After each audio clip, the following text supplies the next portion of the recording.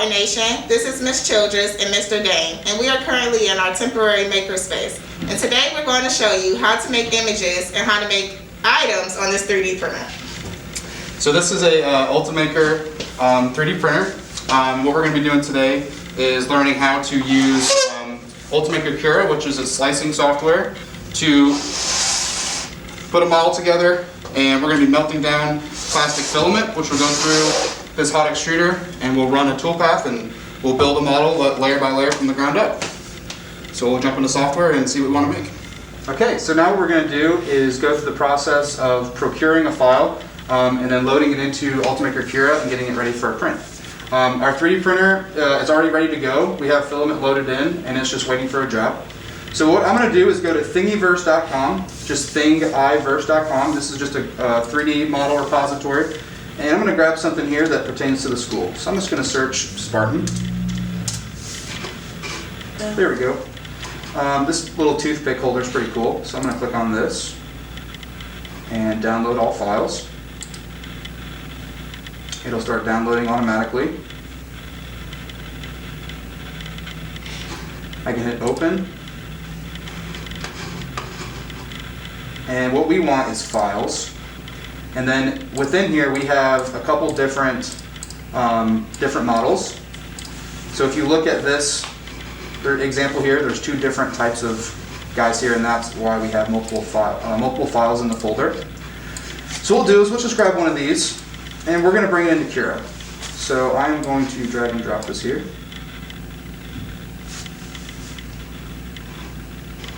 And I actually probably need to extract the folder.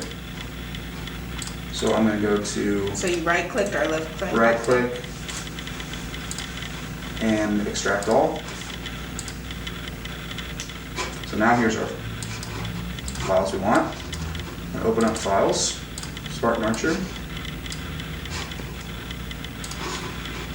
So you can see here, I place my file and it comes in place flat. What's nice about this is generally when you download files, they're already designed to be 3D printed.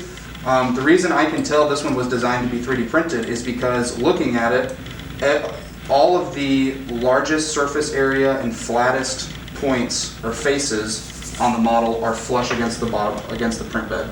Anytime you're 3D printing, you want to make sure, even if this was a different file, something else I brought in, you want to make sure that the flattest, largest surface area is your base when you go to print. Does that make sense?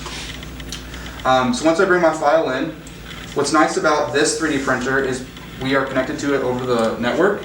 And so when I come here, going from left to right, I can see that this is the printer I'm currently looking at. This is my current material configuration and print core configuration. So the printer uses different print cores based on the material. So like your standard filament is going to go through the AA print core.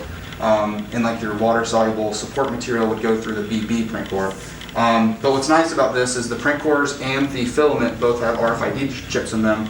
And so when we're connected over the network... Did you say RFID chips? Correct. Oh, yep. Okay. Radio frequency identification. So what that does, it allows the printer to read these labels and then take that information, and Cura inherits that, and we don't have to do any configuration. It just sees what it has and we'll print with that. So one thing I did do is I just clicked this bar and then just clicked on that configuration because that's what it sees, so we're good. The next thing we do is when you click on the model, this bar on the left illuminates and allows you to do things like move it around. You can scale the size up and down. You can rotate, mirror, those sorts of things. But again, this was designed for 3D printing. It already came in pretty much exactly how I want it to be. Okay. So the last thing I'm going to do is on this top bar, I go to the right one option over, and I have my print settings. So this is going to be my layer height, which is my resolution. So this is how thick the individual layers are. So by default, like right now, it's set to 0.2, so each layer is going to be 1/5 of a millimeter, for example. If you're doing something with a lot more fine resolution, like if you were doing like a bust of someone, right, or something like that, using a thinner layer height allows you to achieve more of those fine details. Also, going down from there, we have Infill. Our Infill is our ratio of dense to hollow, right? So if this model has 20% Infill, it's going to be 80% hollow. Now, this doesn't change how it looks on the outside, This just dictates how much structural integrity the print will have. Okay.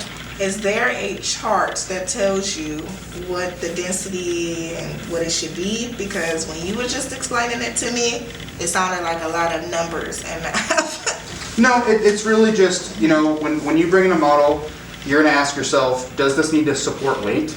Okay. Does it need to stand up to abuse, friction, whatever, force over time?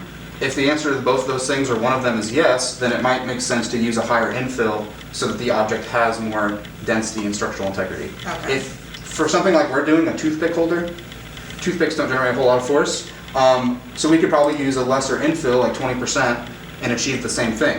Okay. When we use a lesser infill, that's also going to decrease the print time, and it's also going to decrease the amount of filament used. Okay. So if you don't need that structural integrity, you don't want to waste your material. Okay. Does that make sense? All right. Cool. Now we have two checkboxes, one for support and one for adhesion.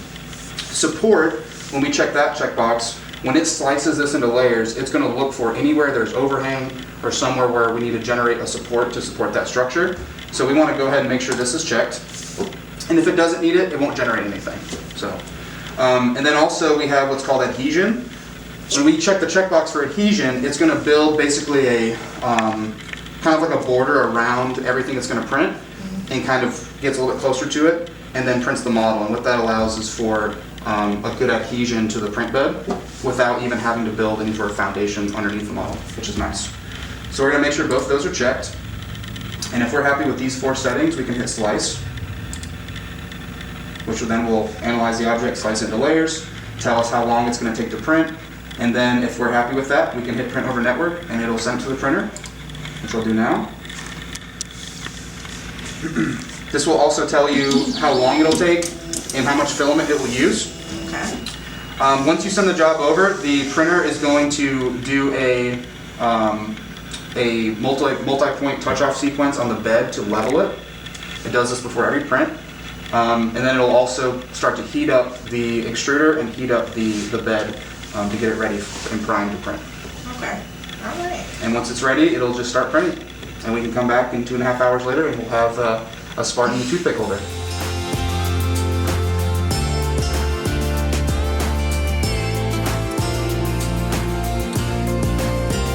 And now we have created our Spartan's toothpick holder using our 3D printer. I am Miss Childress. And I'm Mr. Dane. And we'll see you next time on the Makerspace.